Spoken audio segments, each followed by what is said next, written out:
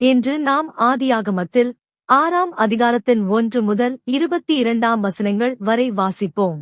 மனுஷர் பூமியின் மேல் பெருகத் துவக்கி அவர்களுக்கு குமாரத்திகள் பிறந்தபோது தேவகுமாரர் மனுஷகுமாரத்திகளை அதிக சௌந்தரியமுள்ளவர்களென்று கண்டு அவர்களுக்குள்ளே தங்களுக்கு பெண்களைத் தெரிந்து கொண்டார்கள். அப்பொழுது கர்த்தர், என் ஆவி என்றைக்கும் மனுஷனோடே போராடுவதில்லை, அவன் மாம்சம்தானே, அவன் இருக்கப் போகிற நாட்கள் 120 வருஷம் என்றார். அந்நாட்களில் இராட்சதர் பூமியிலே இருந்தார்கள். பின்பு தேவகுமாரர் மனுஷகுமாரத்திகளோடே கூடுகிறதினால் இவர்கள் அவர்களுக்கு பிள்ளைகளைப் பெற்றபோது இவர்களும் பூர்வத்தில் பேர் பெற்ற மனுஷராகிய பலவான்களானார்கள். மனுஷனுடைய அக்கிரமம் பூமியிலே பெருகிறது என்றும் அவன் இருதயத்து நினைவுகளின் தோற்றமெல்லாம் நித்தமும் பொல்லாததே என்றும் கர்த்தர் கண்டு தாம் பூமியிலே மனுஷனை உண்டாக்குவதற்காக கர்த்தர் மனஸ்தாபப்பட்டார். அது அவர் இருதயத்துக்கு விசனமாயிருந்தது. அப்பொழுது கர்த்தர், நான் சிருஷ்டித்த மனுஷனை பூமியின் மேல் வைக்காமல் மனுஷன் முதற்கொண்டு மிருகங்கள் ஊரும் பிராணிகள் ஆகாயத்து பறவைகள் பரியந்தமும் உண்டாயிருக்கிறவைகளை நிக்கிரகம் பண்ணுவேன், நான் அவர்களை உண்டாக்கினது எனக்கு மனஸ்தாபமாயிருக்கிறது என்றார். நோவாவுக்கோ கர்த்தருடைய கண்களில் கிருபை கிடைத்தது.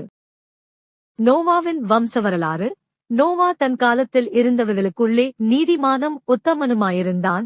நோவா தேவனோடே சஞ்சரித்துக் கொண்டிருந்தான்.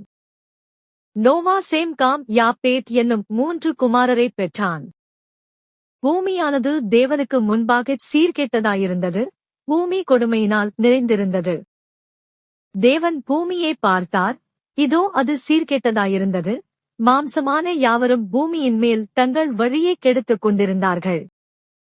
அப்பொழுது தேவன் நோவாவை நோக்கி, மாம்சமான யாவரின் முடிவும் எனக்கு முன்பாக வந்தது. அவர்களாலே பூமி கொடுமையினால் நிறைந்தது. நான் அவர்களை பூமியோடுங்கூட அழித்துப் போடுவேன். நீ கொப்பேர் மரத்தால் உனக்கு ஒரு பேழையை உண்டாக்கு. அந்த பேழையிலே அறைகளை உண்டு பண்ணி அதை உள்ளம் புறம்புமாக கீழ்பூசு. நீ அதை பண்ண வேண்டிய விதம் என்னவென்றால், பேழையின் நீளம் 300 முழமும் அதன் அகலம் 50 முழமும் அதன் உயரம் 30 முழமுமாய் இருக்க வேண்டும்.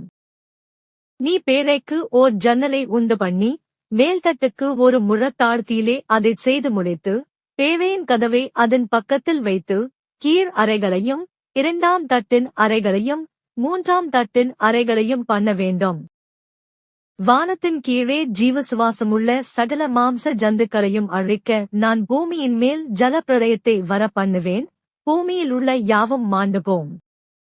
ஆனாலும் உன்னுடனே என் உடன்படிக்கையை ஏற்படுத்துவேன். நீயும் உன்னோடே கூட உன் குமாரரும் உன் மனைவியும் உன் குமாரரின் மனைவிகளும் பேழைக்குள் பிரவேசியுங்கள். சகலவித மாம்சமான ஜீவன்களிலும் ஆணும் பெண்ணுமாக வகை ஒன்றுக்கு ஒவ்வொரு ஜோடு உன்னுடன் உயிரோடே காக்கப்படுவதற்கு பேழைக்குள்ளே சேர்த்துக்கொள். ஜாதி ஜாதியான பறவைகளிலும் ஜாதி ஜாதியான மிருகங்களிலும் பூமியில் உள்ள சகல ஜாதி ஜாதியான ஊரும் பிராணிகளிலும் வகை ஒன்றுக்கு ஒவ்வொரு ஜோடு உயிரோடே காக்கப்படுவதற்கு உன்னிடத்திலே வரக்கடவது. உனக்கும் அவைகளுக்கும் ஆகாரமாக சகலவித போஜன் பதார்த்தங்களையும் சேர்த்து உன்னிடத்தில் வைத்துக்கொள் என்றார். நோவா அப்படியே செய்தான். தேவன் தனக்கு கட்டளையிட்டபடியெல்லாம் அவன் செய்து முடித்தான்.